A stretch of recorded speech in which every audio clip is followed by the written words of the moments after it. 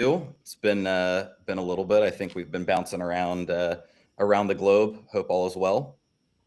All's good. All's good. Can't always look forward to these conversations we're having. We're kind of rolling into this one live, Yeah, so it'll be great to get your thoughts on all that's passed over these last couple weeks. yeah. So we'll jump right in here, but just for everybody listening today, we'll run through it's in the notes, but the Joby 2026 Electric Skies tour in the Bay Area where they just launched it, the recent Joby Recon with Max Afterburner videos, which are extremely helpful and give great context.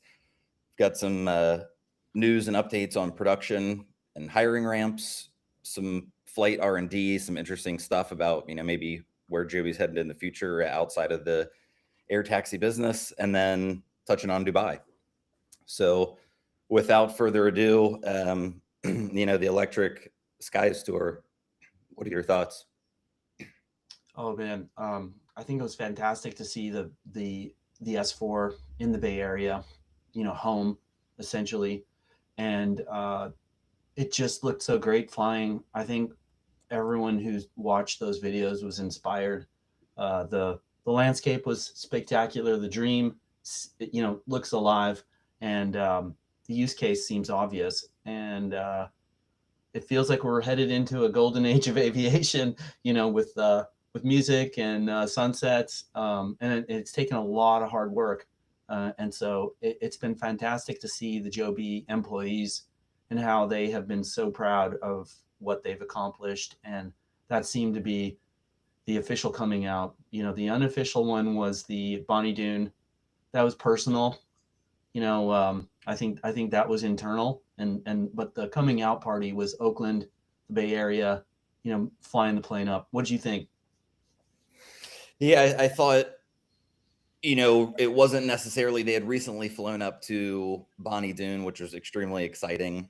For those of us who've been following, since back in the day at the barn with Jobin, but just to see kind of out of nowhere per se, I think all of us believed that Joby was capable of this, but something that I think outside of the incredible videography and just as you said, kind of coming out party for Joby in a urban environment like this, but where you saw kind of out of nowhere that they flew to Bonnie Doon, then to Half Moon Bay, then inside pretty busy airspace, or at least large airspace, important airspace, across the bridge, and then into Oakland.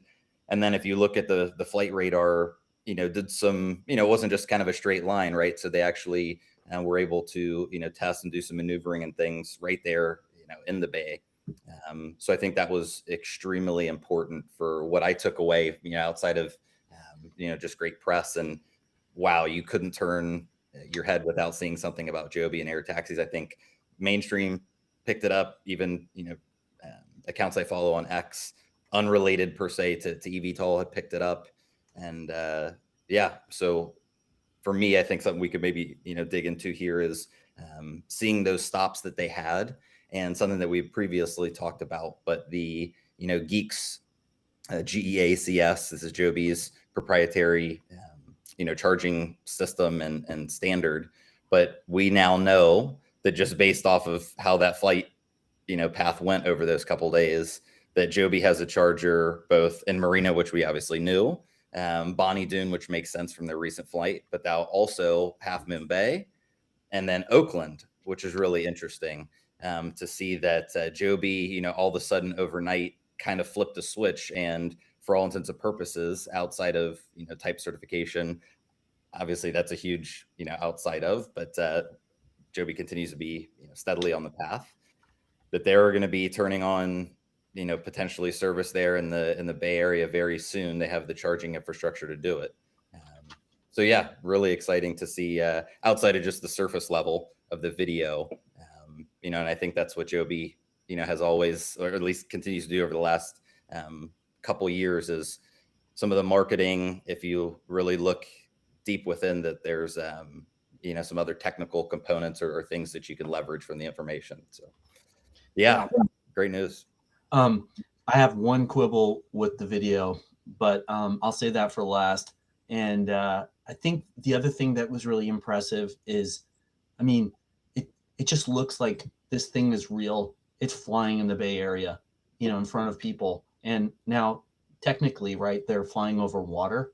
So I thought it was it's a master stroke, right, to basically show that this thing is good to go. Now, obviously, the FAA needs to sign off on every screw, every the tension in every screw, and who screwed the screw and all of that. And we know that the FAA pilots, need to go through and check out the feel of the plane, and the manufacturing machine process needs to be verified. And there's so much that needs to get done. But this, I think, to the average person, makes them go, this looks awesome, looks pretty safe, it looks super smooth. When can I get in one of these? This would be great. And I think there's a lot of things going there, right? Like, if you don't do this right, people are like, is this the thing for the rich? Is this safe? Is this a environmental boondoggle, train in California kind of thing? Like, there's so many things that you could spin out on this story, but it just looked great. It was really simple. And I think the only quibble I had was the music. The music kind of played out for me a little bit. It's like jazz. When you're listening to jazz, after a few minutes, you're kind of like, okay. And up until this point, they had that really lo-fi beat electronic music. And anyway, that was the only quibble I had with it. Yeah, no, 100%. I think, it's funny that I've just got kind of the trailer here playing, but the funny thing that you mention about the music, it's actually quite expensive to have put a popular song. I don't know, let's say Kashmir, maybe, like, a classic rock. I've looked into it. It's pretty expensive, actually, even for a couple of seconds to play. Much or less 30 minutes. So I think, of course, we have liked, a classic rock song, but who knows? Maybe that was, music from a Joby employee or something. We'll probably, they would do something like that. But yeah, saving money. I'm sure that wasn't inexpensive production. But anyway, yeah, relative to your comment, I agree with you. It's nice to go deep into music selection choice. That's when you're really well, it's funny, right? Is that I think it is something, hopefully, that was kind of a big takeaway for people as they watch it, who maybe are not familiar with Joby, et cetera. But the Golden Gate Bridge is synonymous, right? So people, it doesn't look like it's off in some place that is it's Dubai, right, or something that they're not maybe so familiar with. To see Joby flying in a place where a lot of people have either visited or would like to visit, I think is pretty impressive. And to know that although some people might refer to this as a prototype in a derogatory or a negative light, I think it makes it very clear that Joby feels totally fine flying this aircraft in airspace above the bridge, for everybody to see, letting you in on, some of the air traffic control communications with the pilot. You heard Buddy, Andrea was in there for a couple of them as well. So I think that was something that hopefully also people can take away, is that this just sounds kind of how they expect aviation to sound, and the travel that hopefully they're, Joby's going to be unlocking for people. But yeah, there a lot to unpack from the video, and I'm excited to see where, to kind of wrap up this topic. But as one of your posts mentioned, I think I was just talking about, this was maybe one of the first, just the first stop on the Electric Skies tour. Where's the next stop? It seems like there's some buzz in the air, pun intended, for New York. But yeah, what are your thoughts as the next iteration of the Electric Skies tour comes out, where it'll be, and maybe some more unlocks or keys that Joby can put out there for everybody? Yeah, I mean, this would be a fascinating little side conversation, but I wonder, I wonder what they're doing with this, right? Because they have the EIPP program. And so you could argue, wait until then, do your EIPP program in concert with New York economic development, Port Authority, et cetera.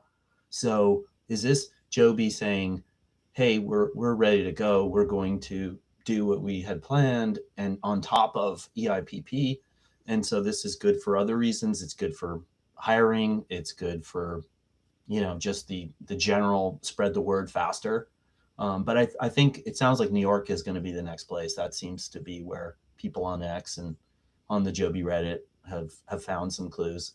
And New York would be great, right? Like you've got the Bay Area, the Golden Gate Bridge, and the Statue of Liberty. Yeah. Just and then you just need the White House. Come on, baby. Yeah, that's an interesting one because there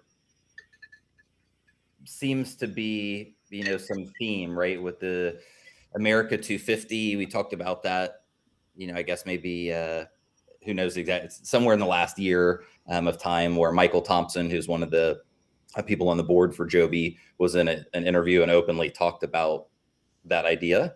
So I think, yeah, we'll see what happens with New York and bringing us into the summer times. Be very interesting for for everybody. I think with the IPP, as you mentioned, but you bring up a good point. You've got my wheels turning. What does this mean, right? To show off this boldly, and not even have it be a part of one of these official programs. We'll definitely have to stay tuned to see where that goes. But let me shift gears here. Cool. So to kind of wrap up there for Joby 2026 Electric Skies Tour, that was in Bay Area. But leaning into this is the most recent thing, not necessarily in order here today, but this Joby Recon series on YouTube with Max Afterburner. We saw that he had done some marketing work in around the Uber activations that were happening in and around the Super Bowl weekend. I believe is kind of the first time that we saw something public from him. But now he did mention in there that he was going to see the S4, but I don't think any of us realized that we were going to get not just a series that there's marketing to it, but some really in-depth conversations with Didier and in there, as well as John. But yeah, for Joby Recon with Max Afterburner, what was your first takeaways and maybe a couple insights that you might have taken away from it, and then I'll jump into one that I noticed right away. Yeah. First thing is, if you're new to Joby, this series is phenomenal. For the past 2 years, if you follow Joby, you've had to piece together 30-second clips, webinars on random YouTube channels to just hear people talk, and and these would be updated months in between, and then you'd stitch it all together and get a view of what's going on. And here you have it all laid out for you in open conversation. You've got a basically tour of the plant, the hangar, the planes, the training, and this is just part one. So I think it was phenomenal that they did it. I liked the influencer, the sort of YouTube influencer world aspect to it. For some people, maybe, someone's got to do it, right? And I thought he was engaging. It was cool that he was a pilot, and I've watched his show for some of the other stuff that's happening in the world. And so, yeah, so I thought it was good. It was engaging. It was upbeat, and there's some good questions. And then I think, so, a lot of the stuff was covered. I think we knew, but two things that I thought I wrote down. One was he used the word iPhone moment for pilots.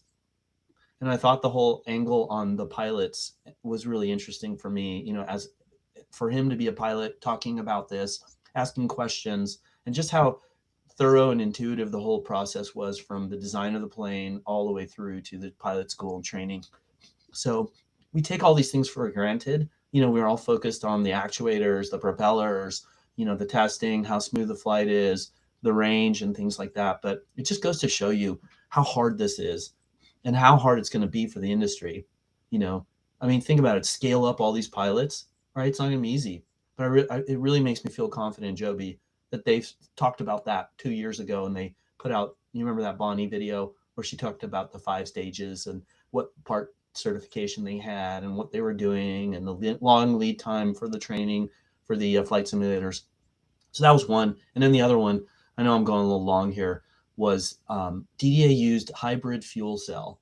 I don't think he used the word hydrogen. And so to me, that's, if I'm right about that, like go back and check. I'll watch it again probably sometime too. But I think it's interesting, the pivot from hydrogen. In the Biden era, there was a government effort within the Department of Energy loans. They were building these regional hydrogen fuel facilities so they could supply all the states and places that needed it and help start the hydrogen market for fuel, because it's so expensive and difficult. And then the Trump administration had different views on it and kind of, I think, killed a few of those. There was one, I think the West Coast got killed in California, but a few of the other ones survived. And so maybe, hydrogen isn't the right word anymore. And they're being very careful and using hybrid fuel cell. Same thing, right?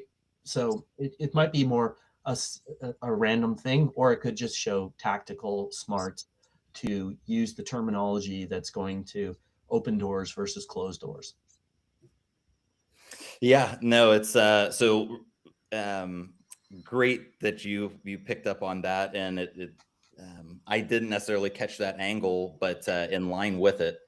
So I'm going to try and pull up a clip here that once I get through the YouTube ads, but in particular to that piece, the hydrogen aircraft or then hybrid propulsion systems. So in the video, you'll see that they pan, and it looks like all the video, at least, I've watched it a couple times now, but everything looks like it was filmed there, right? There's no cuts of other, other times that things have been filmed in and around the hangar. And so what was interesting was to see that 542 Bravo, 542 Bravo Juliet was out, and you could tell, well, first off, you can see the tail number, but moreover, how they were charging it was it wasn't the GEACS. It was the chargers that go actually into the front portion of the nacelles. And so that was one thing that caught me. I was like, okay, so they're out charging and flying that potentially. But then there's another picture that is in the hangar, and you can actually see that the old paint job for that aircraft when it flew as the hydrogen variant, it's the only Joby livery that has had the front nacelles that are painted blue. Mm-hmm. But in the video, 542 Bravo Juliet does not, the one that they're showing being charged does not actually have the blue nacelles. So anyway, that was just an interesting thing for me in and around hydrogen, is like, what are they testing now? And 542 Bravo Juliet, unless they've converted it back, the videos there, you can see the seats in the back seat. So it's not like the hydrogen fuel cells back there. But yeah, anyway, that was a really interesting piece that I noticed in and around that. And then to kind of lean into the other piece of what you said, I want everybody to notice something, because details matter here. And let me make this. So we saw, this is a previous picture. This is the original picture that everyone saw of the S4T, which is the gas turbine variant that they'll be partnered, that Joby has partnered with L3 Harris. So everyone can see it here, plain as day. We've seen this picture. But in the Max Afterburner video, you're going to notice something different. And that seems to be some type of exhaust situation or air ducts that have been added to the side. Again, I'll flip back here so you guys can see. And it's structural, right? From where the American flag is here to the actual door. You can notice that there's a significant change here. And that looks, you can't really, I mean, we can zoom in here. I can't tell if it's an insert. But anyway, just really interesting to see that they continue to test. And I'd love to know what was behind behind, magic door number 1 here. But anyway, yeah, people can see. And also for this testing, this is, where they bolt this thing down and doing some type of ground test for the propulsion side. But anyway, I think there's a lot more that we're going to see happen with the turbine, whether it's using hydrogen, gas, some other type of fuels. I think you have definitely a good insight or a good thing to pull out of the videos there. Yeah, I think it's going to be great. It seems like this is a multi-platform company. Commercial platforms, plural. We've only seen and heard about one. Military platforms, we've seen 2. They only talk about one. And if they're thinking multiples, platforms, plural, that gets me really excited with the quality of the staff. So I'm here in the Joby hangar, and this is pretty much the first time I've been in a hangar. Sorry. Yeah, no, that's cool. Let's hear it. Well, yeah, let's play a little clip of this here. It's only a minute. And this is pretty much the first time I've been in a hangar where you can't smell jet fuel. And that's because these bad boys behind me are powered by lithium-ion batteries. But we'll get to that here in a second. I'm Ryan Bodenheimer, better known on YouTube as Max Afterburner. Having flown a Thunderbird jet myself over and over and over again, you become one with that aircraft. And I've spent a career flying in high-performance jets at the leading edge of what's possible. From F-15E Strike Eagles to performing air shows with F-15 Thunderbird jets, I know what it feels like to pull 9 Gs, feel the G-suit inflate, and to operate on the absolute edge of physics. But aviation isn't just about the few that get to step into high-performance fighter jet cockpits. It's about moving humanity forward. This is Joby Recon. It's a behind-the-scenes look at the aviation company that's changing the game. And we aren't just looking at a new airframe here. We're looking at the game. So just to pause, so this is 542 Bravo Juliet. This is the hydrogen variant. You can't really tell here if these front nacelles are blue or not, but it doesn't seem to be. Yet elsewhere in the video, you notice there is. But this is them charging with the old CCS. Aviation company that's changing the game. And we aren't just looking at a new airframe here. We're looking at a fundamental shift in how we live by introducing high-performance aviation into your daily commute. Don't like traffic? Well, neither do I. This aircraft could solve that. But to make this vision happen, it takes something special. We're going to explore the aircraft, the engineering, the people, the entire ecosystem that Joby is building to support this new vision. Today, we're giving you an overview of the aircraft, the electric air taxi getting ready to deploy in cities around the world. Welcome to the future of flight.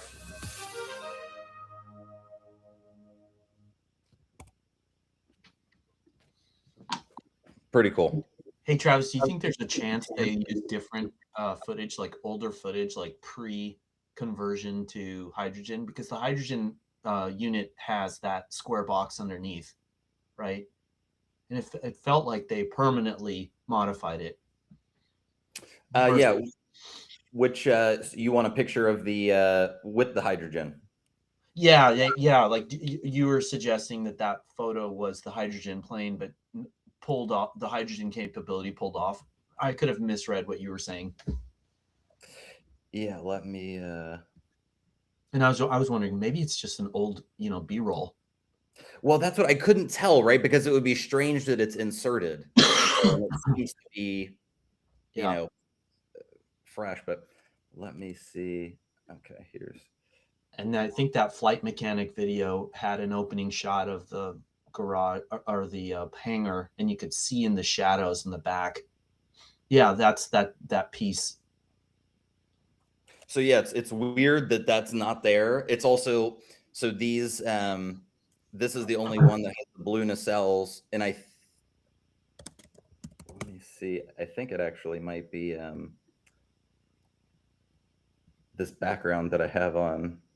Yeah, you can see in this background in the should be the right-hand side. You'll see one of the blue nacelles there. So I guess maybe that's old B-roll. It's just interesting. it's interesting that they would show that in particular because they have all the other planes there and flying. Yeah. Yeah, more to come, I think, out of that. But outside of this piece of there was so much to digest in that video. Anything else that jumped out from your side? No, and I just getting to chat now. So Tom said that he believes hydrogen was briefly mentioned by Max in the beginning, but the pivot does make sense. So thanks for the feedback. Sorry, I'm seeing this late. Yeah, what else, Mac? Oh yeah, Mac was talking about here in the Recon series they retouched on something that they've showed in some older walkthroughs of the factory. That was just how they actually do the production itself of the composite parts using the autoclaves, some of the acoustic laser testing that they do for quality control, etc.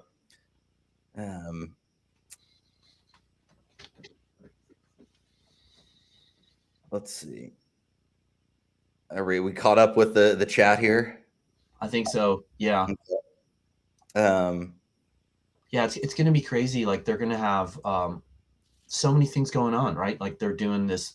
No one thought that they were doing this series across America, which seems to be inspired a little bit about what Beta did when they were just sort of flying around, when they had that confidence in their plane and they were just going around and having fun.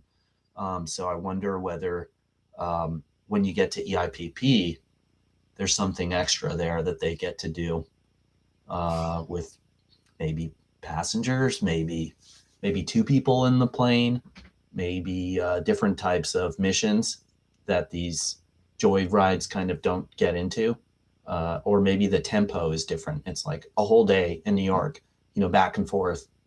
That would be pretty cool. Yeah, I think we'll definitely, between Electric Skies Tour and then this Joby Recon series, we're going to get a lot more I think detail about what's going on, because at this point, it's pretty clear, right? Joby's already built out this ecosystem over the last, 16, 17 years now. They've already, been quite public with the Uber side of things. Uber even came out, doubled down on, things happening. We'll touch on maybe some updates for that in Dubai there at the end. But yeah, exciting to see what happens next, in particular here in the States with the EIPP. As that progresses along, and then in New York, obviously if Joby's in New York, you'd have to presume that Blade is involved. I know that Mac highlighted that Oliver posted something that I think they were cooking or something along those lines over at Blade. And so if you see that they're doing something in New York, what I think that was I want to say it was a FCC filing was like what originally kind of broke that out. But yeah, I'm sure they've got something, really interesting, planned. Obviously that's Blade's backyard, but moreover, Joby's already flown there, right? Buddy Denham, they didn't fly through transition flight there. They were just flying VTOL. But yeah, I think there's probably a lot more, as Oliver said, cooking on that front.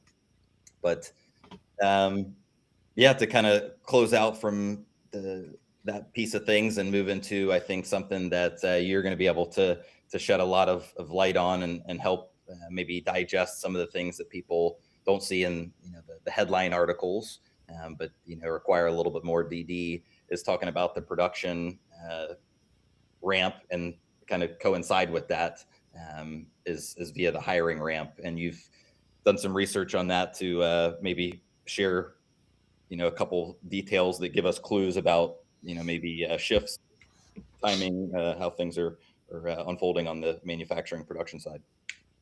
Yeah, so in all the time I've looked at Joby, I've never seen as many pages of job openings on their career site. So they have, I think, 14 pages of jobs. Some of them are just probably open positions that they just constantly need to like backfill. So, they're kind of as many flight engineers they can get, they'll take. So keep those open. And then some of them are very specific, whether it's, architects for vertiports or things related to Joby in Dayton or Saudi Arabia or Dubai. And I think the big picture for me is they've started hiring for quality inspectors for the second shift in JMO, which is Joby Manufacturing Ohio. So they went from nobody in Ohio to hiring a manager to, you know, kind of getting the first couple people, then training them in Marina, then being able to use the product, the blades that they're building.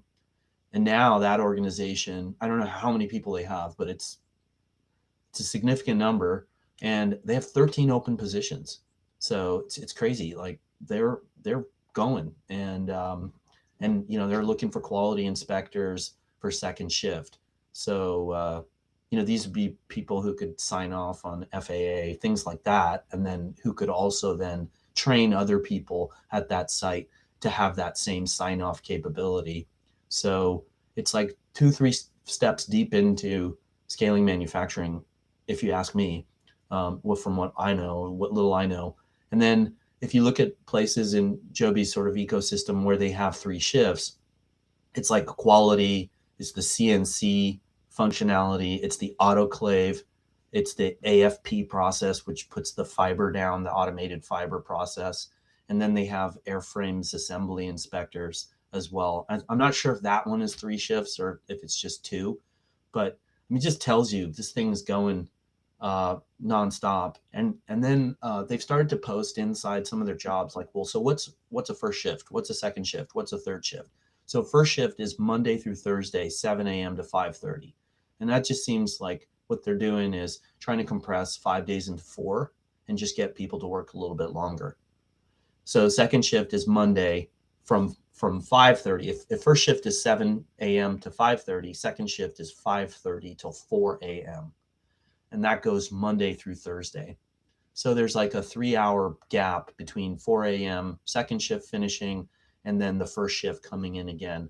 So they're basically Monday through Thursday going near 24 hours with 3-hour gaps. And then on Friday through Sunday, things change. So it goes 6 a.m. to 6:30. And so it's just like one big 12.5-hour shift. So it's kind of cool. I mean, you know, add to that, they have 3 job openings in Arizona. Anyone in Arizona, help us figure that one out. Concord, California, they have 8 open positions. And I think that's where their flight research team is based. So, and also the X-Wing functionality. So they might be doing some cool stuff there. And then there's 2 open positions in Japan, one in Saudi, which has been open for a little while, but I think, you know, speaks to what's happening there. I think there's 2 Dubai positions. So it's, you know, I think they're hiring across all of the core things for manufacturing. They're going to 3 shifts. The Ohio blade manufacturing capability seems to be ramping and thinking for the future. And then, you know, they've got their fingers in lots of little pots that are very interesting when you look at Concord, California, Arizona, you know, Japan, 2 new jobs that just opened up there to build out that market, Saudi. Any of your thoughts there? Yeah, I mean, I think, yeah, a big takeaway is just that over time, you know, and you've been following this piece of things explicitly in terms of the career side. Over time, Joby's been very methodical and prudent about hiring and ramping at the right time. And I think it also coincides with, you know, as what we're seeing on the marketing side, for instance, right? Is that they weren't doing, even though there's a lot happening, they wanted to make sure everything was buttoned up, and then can just go on the, you know, quote unquote joyride route and highlight flying around in the Bay Area, and they didn't really have to brag about it in advance or kind of lead into it. They just put it out there. And I think for the hiring side of things, when you start, you know, seeing 3 shifts and, you know, Joby has revenue via Blade and also, you know, a couple of smaller avenues, and people have really, you know, focused on that piece. But what happens when, you know, Joby all of a sudden has 10, 20 aircraft built? That's when actually you can start to think about what that model looks like. And so that's when I think a lot of things will start to evolve, just from the company and how it's looked at and evaluated. But I think hiring is crucial for that, because that is the leading indicator. Joby's always had lean, really, you know, specialized teams, but the organization has, you know, as you mentioned, you know, when they're hiring for some high level positions in Japan with Toyota, that tells you, they're not just focused at home, that they're, worried about exposure because of, the war, or, whatever conflicts going on around the world. They're still business as usual, marching right along. And so I think this hiring is telling us, when they said 2026, we're ready, they really meant it.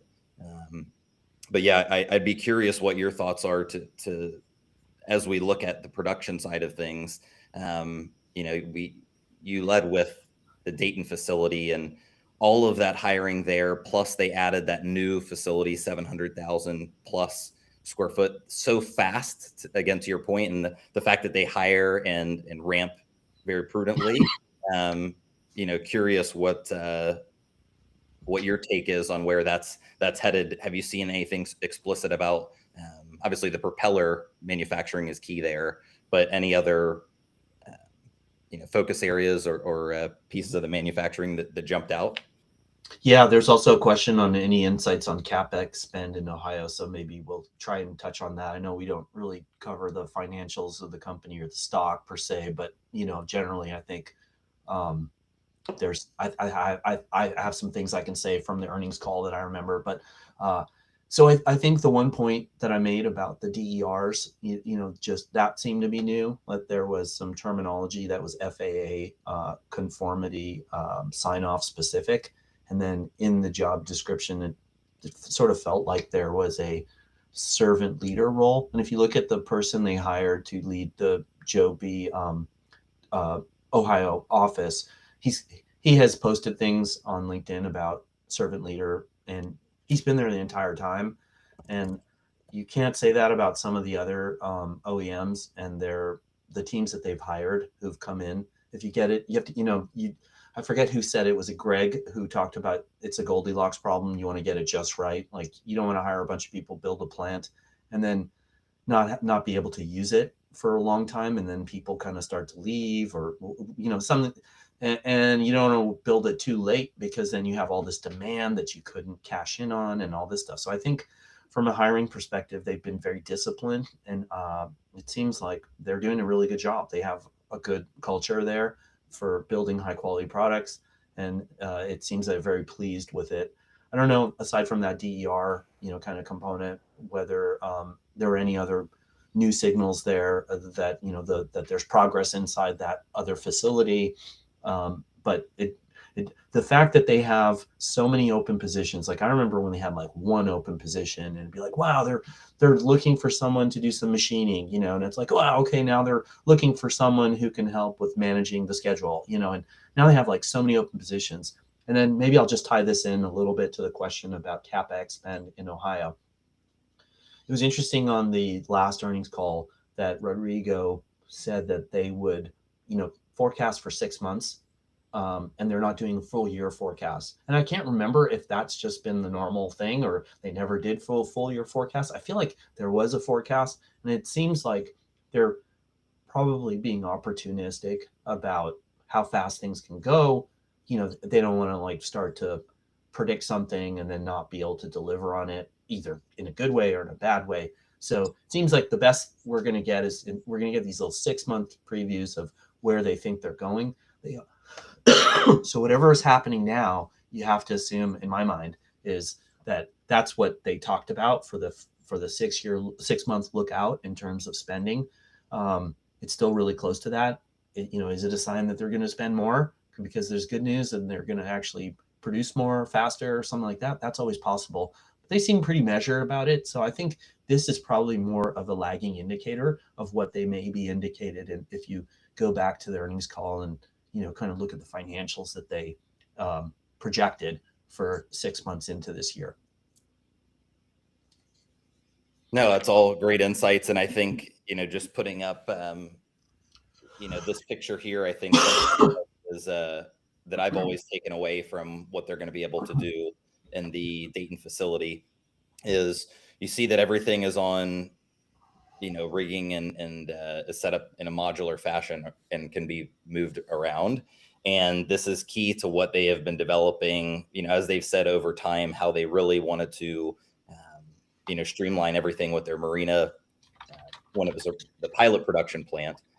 Now they have the production prototype line that is for all intents and purposes conforming.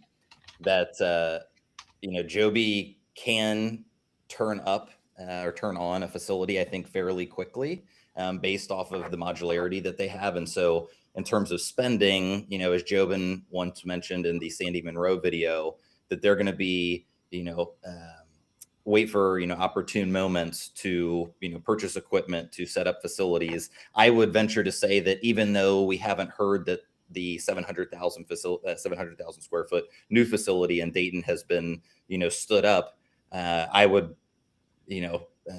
be very surprised if there wasn't already, certain equipment that's already in that facility right now, that's being positioned as that comes on. So knowing that something we've talked about offline that was a bit unique, and I think there might be more to it, but the fact that we didn't get at the tail end of last year the $250 million in the second tranche from Toyota, and seeing the position that you mentioned being that's hiring over in Japan, seeing this modular concept, seeing how spending's going. Everyone's looking at Joby with their current balance sheet and what they just put out in their earnings. That didn't even factor, the $250 million still pending from Toyota. So, maybe there's another facility that changes the paradigm of what people think, Joby manufacturing is going to be.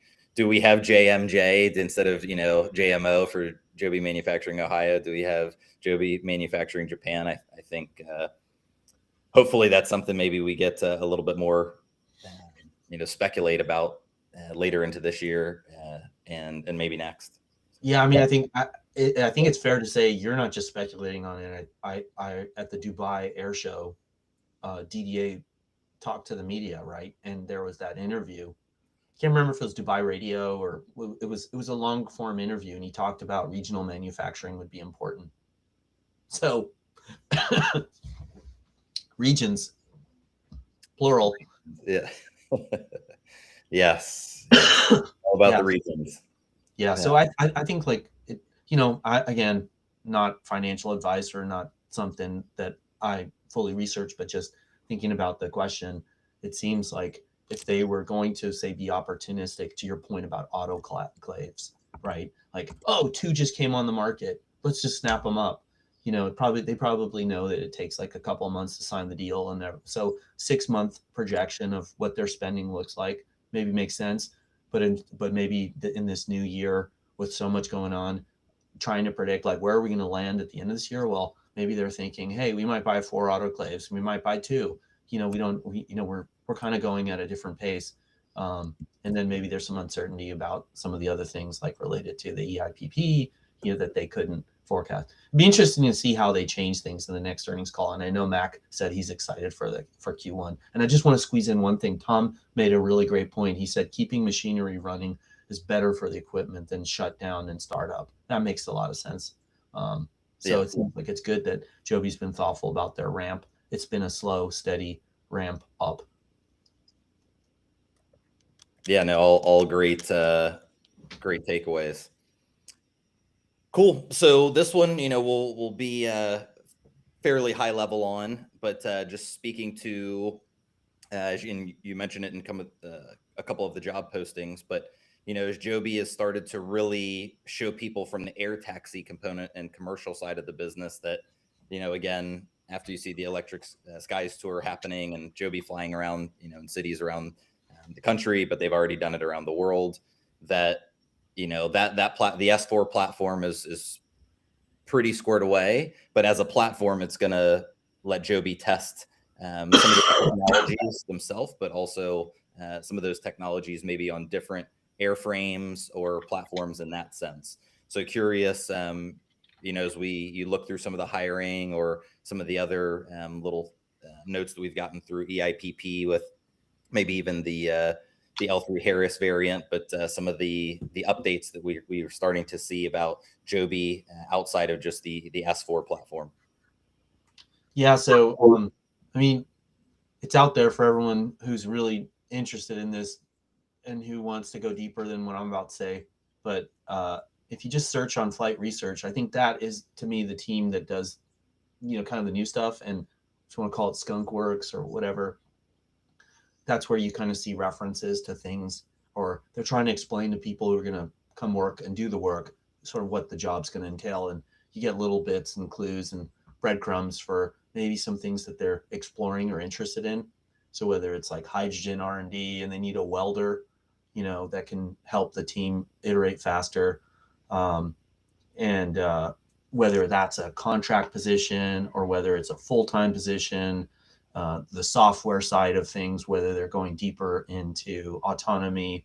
It seems like they're looking for a program chief engineer for the autonomous aircraft. And it's the flight research is like a division. That's how they're presenting it. You can't really take it to the bank, obviously, because sometimes people just refer to things a certain way internally. But it seems like if they have a structure where flight research is research, new paths, it's great to see that they're investing in leadership. And then I could go through, there's electrical, I've just kind of got it up right now and I'm going through it. What's interesting to me is how they are attracting talent to this specific thing. So if you watch some of the videos from the very beginning, it seems very deliberate that they have been trying to show people what's the culture like at Joby, right? So if you, they're an eVTOL company, right? They're a dime a dozen, right? There were 100 and now there's a dozen, or there's 50 in China and there's a couple in other countries, and every country seems to have a couple of eVTOL companies that have a model and go to the shows and show their shiny new toy, but it's a toy, right? So it's great to see Joby is demonstrating that, hey, come work here on this S4, but then there are all kinds of problems that we're trying to solve, and this is how we solve problems. The Bonnie Doon video was, we stick to stuff for a really long time. We have really hard problems. We've got clear guidelines from Joe Ben. He wasn't even in the video, but his presence was felt, right? Like everyone kept referring to Bonnie Doon and the climate and all this stuff. And that just doesn't happen. That's not Bonnie Doon's magical fog that you go there and you all of a sudden start thinking these things. That's kind of leadership. And so I feel it's really cool to see how all of these videos, I know we're talking about flight research, but they've been slowly and systematically laying the groundwork for hiring. And then they had a video that said, we're hiring. And if you look on LinkedIn, they have all their employees are pushing, they're reposting, promoting, we're hiring. If you look at the job board, 14 pages of open positions across all these different places. And flight research is a place they're hiring. So, they seem very deliberate. The culture pieces, I think, have been excellent. My favorite was the one where they talked about the flight mechanics. And man, elevating the flight mechanics, from the background, from the back of the marina hangar, into being the stars of the show. One of them was talking about how it's pretty cool. Like your dad worked on that. You got teary. We've seen that multiple times. The pilots get teary. And whatever you think, man, there's emotion involved in working at Joby. It doesn't seem like it's just another job, get your, stock options and then hope it all works out. It seems like people who've been there a long time. You saw people from all walks of life. They've talked about how they've transitioned, people who are really good at like picking strawberries or doing other things in that Watsonville area. More recently, they talked about people coming from, Tesla, or not Tesla, but EVs and related technology areas. So I don't know. It seems like they're firing on all cylinders. They're hiring on all cylinders. And if you're a top talent in this industry, they made a pretty persuasive case for Santa Cruz as a lifestyle, like surfing. Even Buddy referenced it when he was flying. He could see, he said some like local only knowledge, like, oh, the bay, the pier and the Devil's Rock or whatever, felt like that's a good surfing spot. They talked extensively with people who had moved to Santa Cruz and they just loved the lifestyle. And I think one of the people, she mentioned how it's like the perfect combination of like Alaska and somewhere else. I'm totally, I wish I was more prepared to get that one right, but it didn't do justice. But it just seemed like, wow, what an endorsement for Santa Cruz as a place to go. And if you think about where talent aggregates.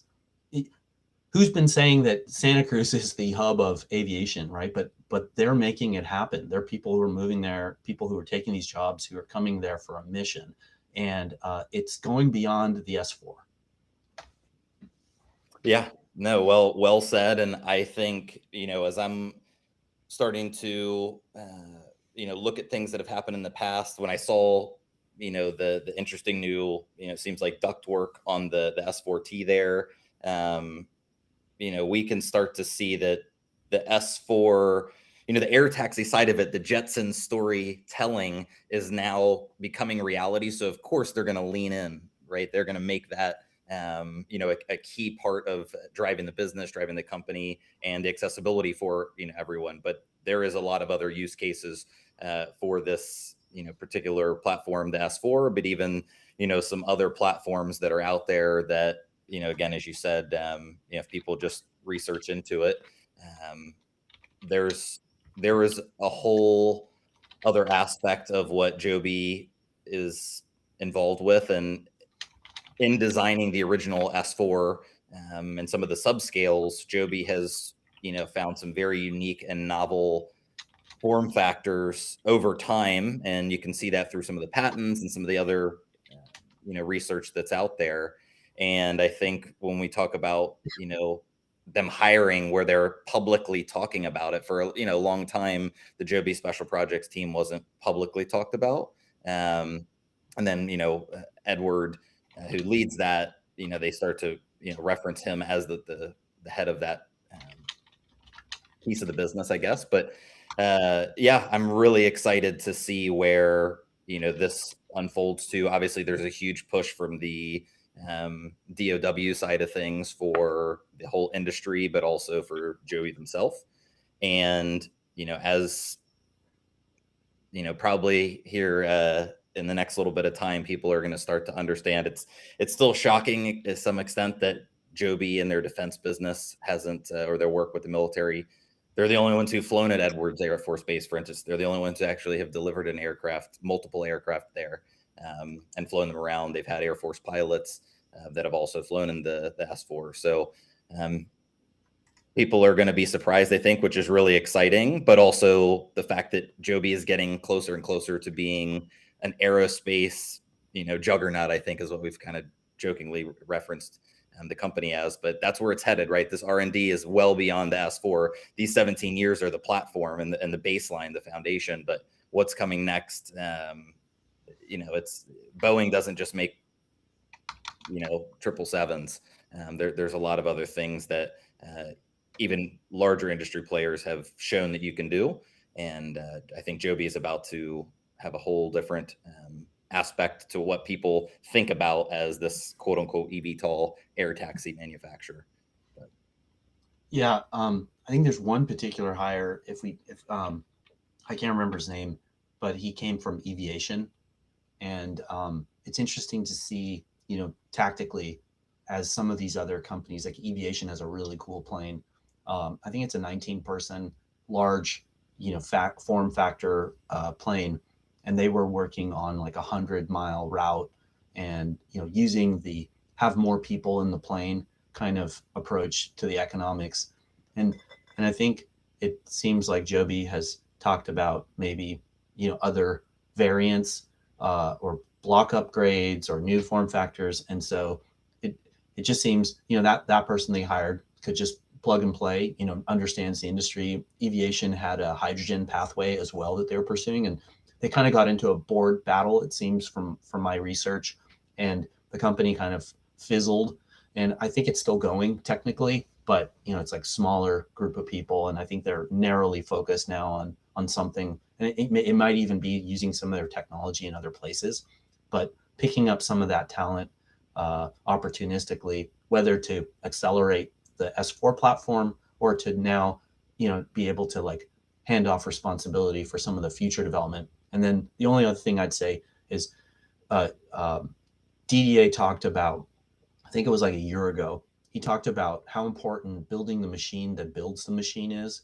And that, if you've heard that, that's a Tesla, that's an Elon Musk kind of thing, right? Where it's all about the factory that produces whatever you're going to produce, whether it's Optimus or Model Ys or things like that. And Joby has several people, John Wagner from the Tesla hell days, right, where they went too fast with scaling manufacturing, and they thought that they could automate everything, and then they realized, wow, people are really important in the automotive process, or at least as you're stepping towards something fully automated, but you can't just like leapfrog into a fully automated manufacturing. And they've talked about box manufacturing and things like that have been slow to come out. So it's interesting to see how that starts to come together. And if they've been very coy about talking about some of their other platforms that people who've done investigative journalism on have started to figure things out, or if you see some breadcrumbs here and there in the job postings, it gets me excited that this is a company that is thinking of becoming a proper aerospace company, not just a taxi company that happens to have figured out how to get a couple of people into an air taxi. And sometimes when people talk about how sometimes people are too narrow, in my opinion, about what they see. Well, why can't helicopters just do the same thing? And you can kind of pick holes in some of these old arguments, but they seem very forward leaning. And maybe to some people, hey, let's just focus on certification. But for me, I'm excited by the potential for Joby down the road, as much as I'm excited about introducing eVTOLs and introducing electrification into the aerospace world. And of course, other companies are doing that. Helicopters, Robinson is doing a great job of making helicopters that are great, that are effective, that are efficient and affordable. And you can pick up on in LinkedIn on how frustrating that is, that all of the spotlight is going to the eVTOLs. Totally understand that. But that's where the energy is, right? Like, people want the future. And I'm just going to say one last thing. I was away in Europe for 2 weeks, and I was shocked at how, Europe to me was always a place when I was younger where I looked to Europeans and I thought, wow, what a great system. Like, if you think about France, they have a lot of like mathematical talent. Back in the early days, they had a phone system, and they had this thing called Minitel, which was essentially the internet before the internet, where you just had this big phone and there's an LCD screen, and you could order tickets for the subway and stuff like that. They had all the pieces, for basically taking advantage of that. They had a high-speed rail, the TGV train. Germany had a reputation as from machining, building all these like high quality products, cars. Now you look at Porsche, and the sales are down 50% because of the EV product that they brought to market. In Germany, there's Chinese EV car companies. And I just think like that whole workforce is just going to get hosed. They're going to get hammered in ways that they don't understand. And there was very little insight about what was coming in terms of, the eVTOL capability. So I popped open my phone and I just showed a few people that I was spending time with, and they were floored that this was happening. And the comments that everyone said across the board was, this would never happen in Europe. Too much regulation, the EU, risk averse, et cetera, et cetera. So we live in interesting times. I think this is going to be led by the US, obviously, right now. And China seems to be leading it as well, right?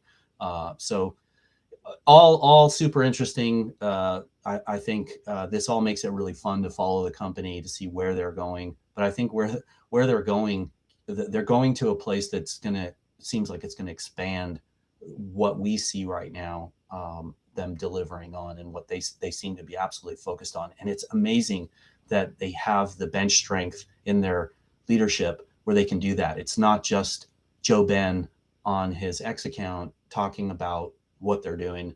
These videos, they don't even feature Joe Ben. When you see Joe Ben, it's kind of like, oh, great, there he is. But it's led by the subject matter experts, who seem to be given a lot of autonomy to be able to go and talk to the media. Granted, these things are all carefully edited and whatnot, but I think it says something, right? I think that's another signal that I track, is that how much responsibility do all of these people have? And you see it, you hear it in their voices, you see them taking how seriously, being safety first, all of that stuff. You hear it in their own voices. It's not the CEO telling you that and then take it on faith. It's the people, and now you're seeing the planes flying. And so maybe some of these open roles, all of this stuff, portends to future exciting announcements. I hope so. It seems like they're putting a lot of interest and resources and effort against it. Yeah, it's great to see, with all of that, essentially it is, Joby, regardless, Joby is not the stock, it is a company. And, it's not just that they're coasting along. They're not in wingborne flight. They are still, in vertical flight and growing.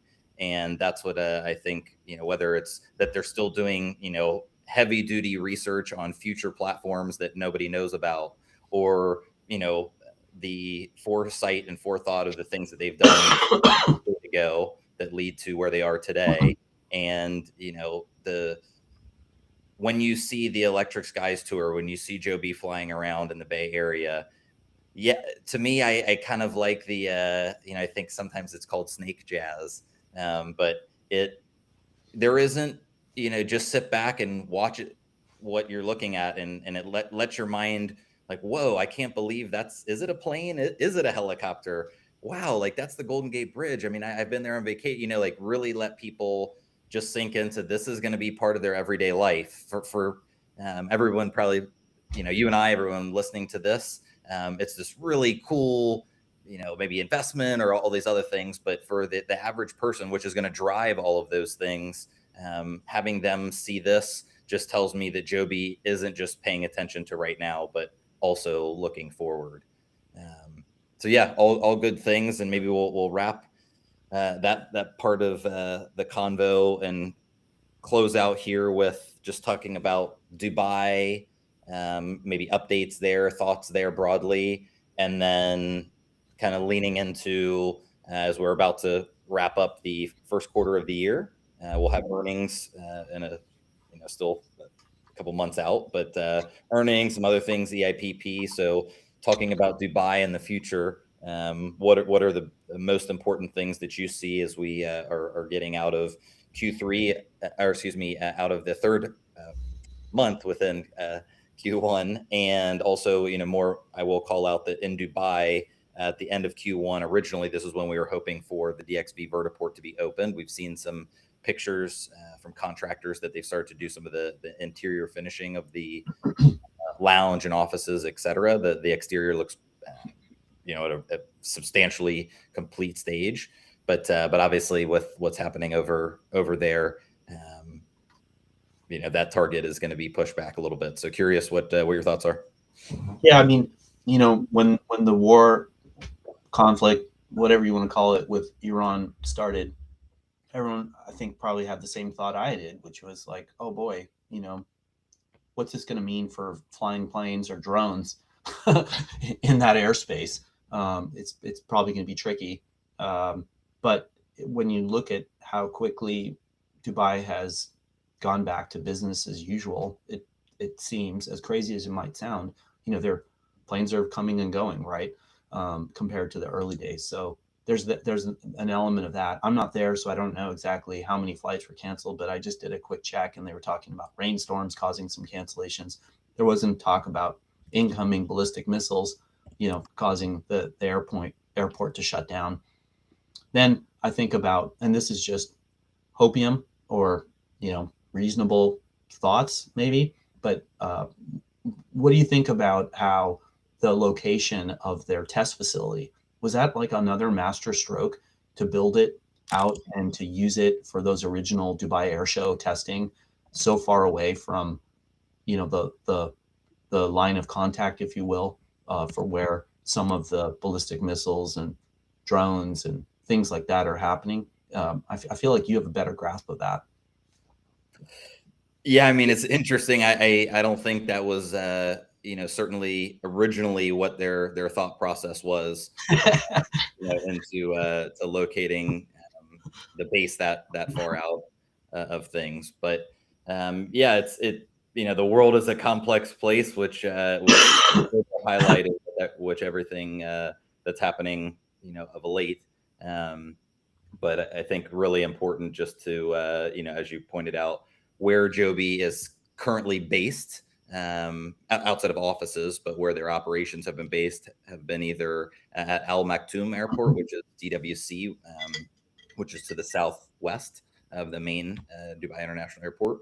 And so that I haven't really dug in incredibly deep to all the incursions and all that, but it doesn't seem like anything was affected there. And so what I will do here is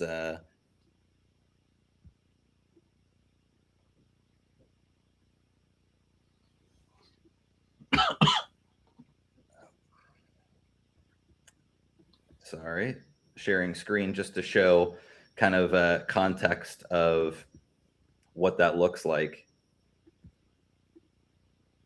Oh, perfect. Yeah. So this is,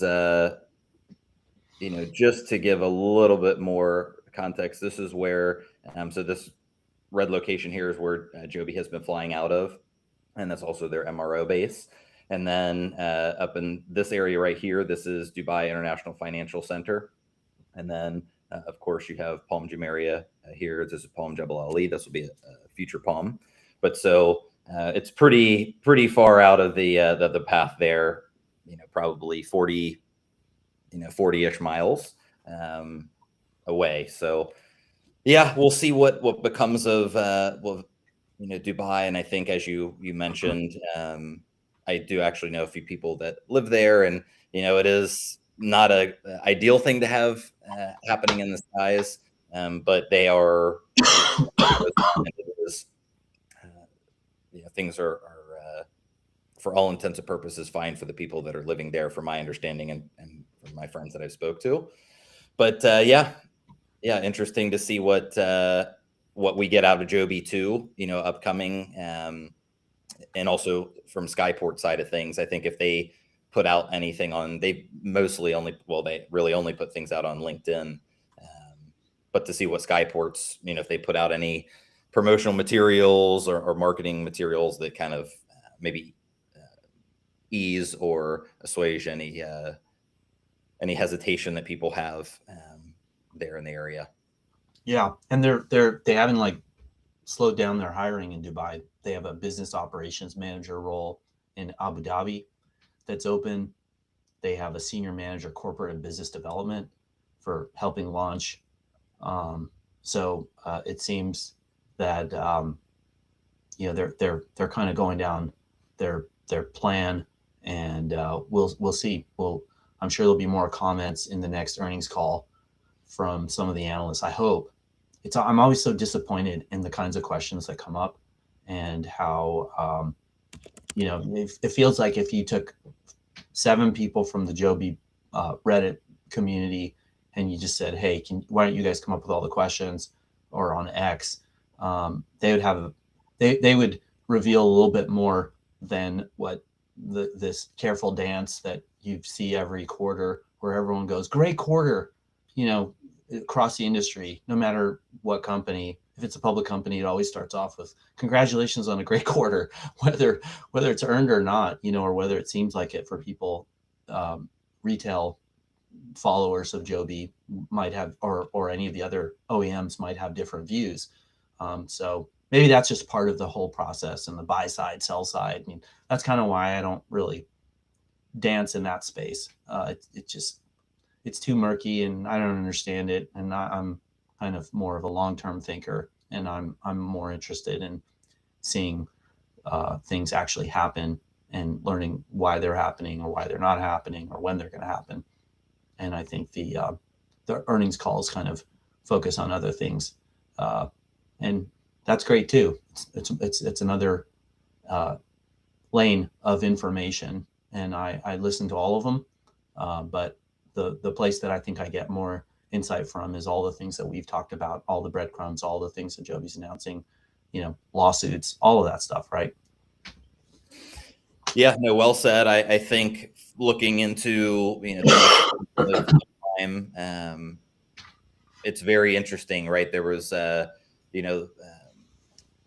things that have been pushed back that were planned for March from the legal side of things. So we'll see how that unfolds. Obviously, EIPP upcoming even further, but then in line with New York, whether that's EIPP specific, Electric Skies Tour, a mixture of both, to be determined. But what I'm excited about looking forward, and to your point, and this is something that Paul Sciarra, the executive chairman, had talked about back on StockTwit's interview last year, which was there are some people who are constantly on those calls that just happen to work at large firms, and either they're being genuine or disingenuous, but ask some questions that are not really related or actually give depth or show that they have the deeper knowledge that you can find on the Reddits,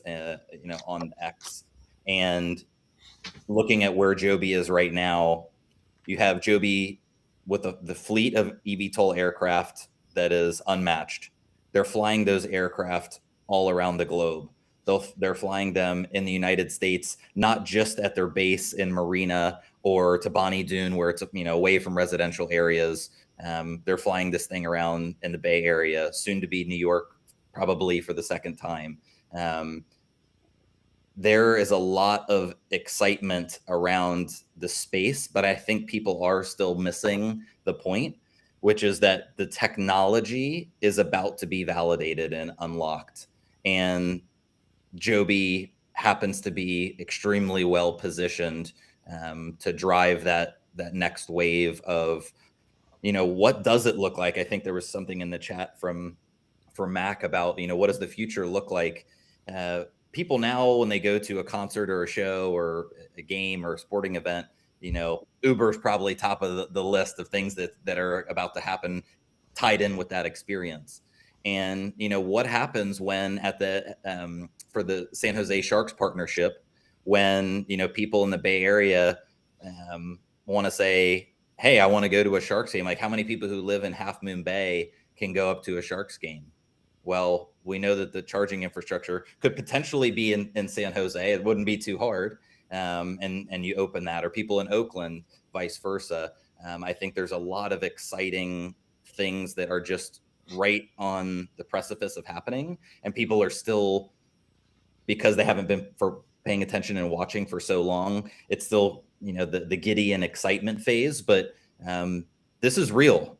Joby is the real deal. It has maybe been, people have questioned that over time, but truly one of one eVTOL manufacturer, operator, and then also there's a complete other future piece of the business that's happening underneath all of that. So exciting times for us as we get into the Q2 stage of things here in the middle of next week.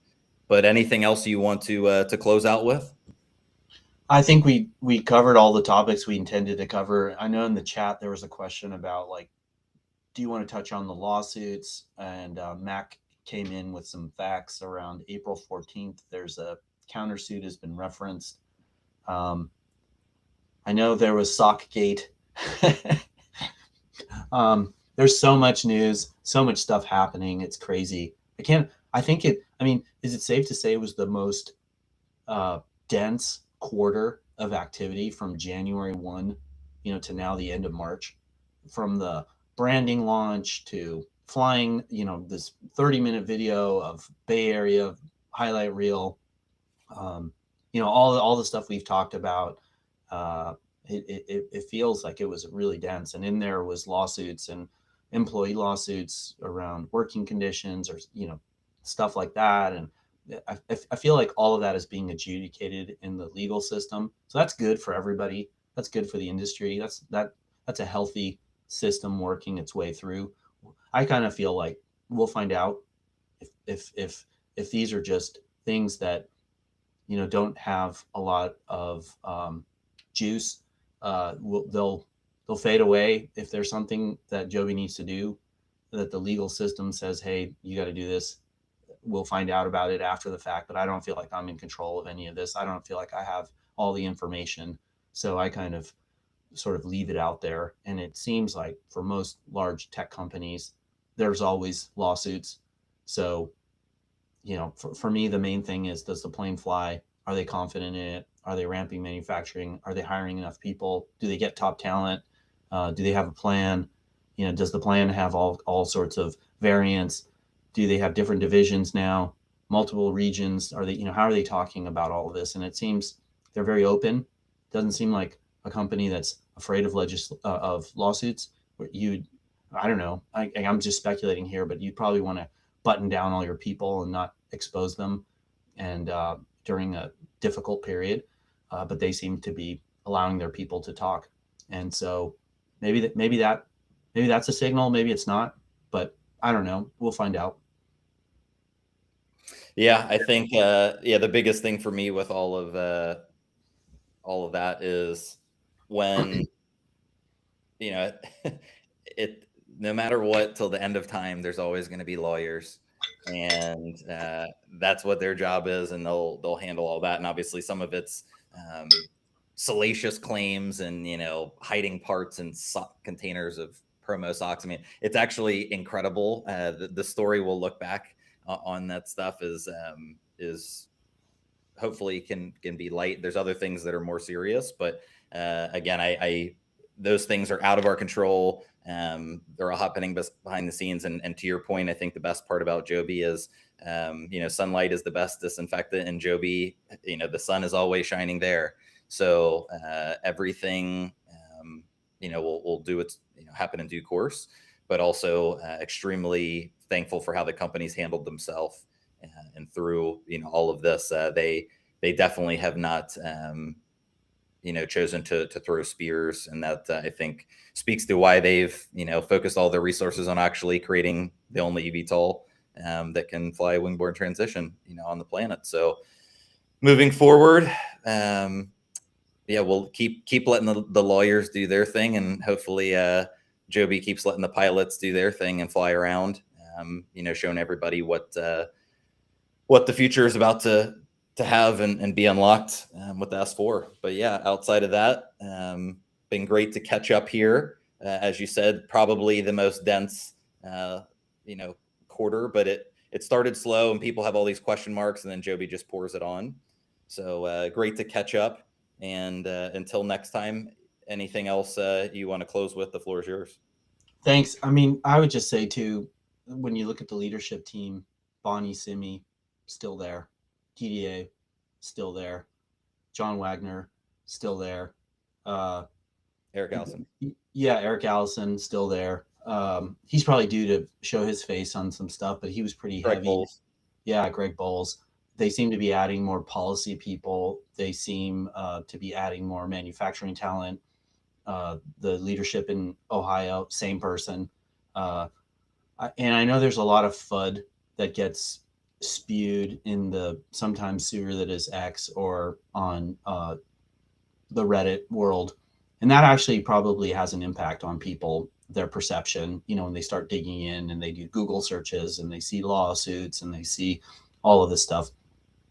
But for me, I think their senior leadership team is pretty solid. I think the only person that I would count in the senior leadership, and that include HR person, finance person, is they lost a finance guy that everyone seemed to love to, was it Oshkosh? Matt left. Joe Ben thanked him. He still likes and comments on Joby stuff. So it seems like it was an amicable, true, he wanted to move back. I don't know. I'm trying to read between the lines, so don't take my word for it, but do your own research and all that if you're on the investing side of this thing. But when I look at the leadership team, I see the same people saying the same things with the same belief in the mission. And if this was something super serious, or there was something unethical, or that rose to the level where someone didn't feel comfortable being part of this anymore, I would expect some of those top talent people could easily work any place else. But it seems like they love working in Santa Cruz. They love being in the Bay Area. They love being in Ohio, and they're continuing to push harder, to accelerate. And that to me is exciting. It'd be great to have all these lawsuits behind them, and it sounds like they're working their way through the dockets. And Mac mentioned some of that stuff, so maybe it'd be good to get him on here to give us his perspective on some of that stuff. He seems to be following it a lot closer. Yeah, no. So great, another great live stream. So happy that we have all this to chew on from Joby. All sorts of great things, again, with the Electric Skies Tour flying in the Bay Area, this Joby Recon Series with Max Afterburner. Don't be ashamed if you're a Joby nerd. Watch those over and over again. Find all the little nuggets, little details. Those, when people ask you why Joby, you just send them that link. This is what, all the hard work from this team has been, happened behind the scenes at the beginning when they were in stealth mode to now, as a leader and at the forefront of eVTOL. What an exciting time for everybody. And hopefully we'll chat about what's upcoming here in Q2. I think we'll have some more highlights and exciting showcases to see. But until next time, thanks everybody for tuning in. eVTOL fan, thank you for joining as always. My pleasure. Let's do it again soon. See you, everybody. Bye.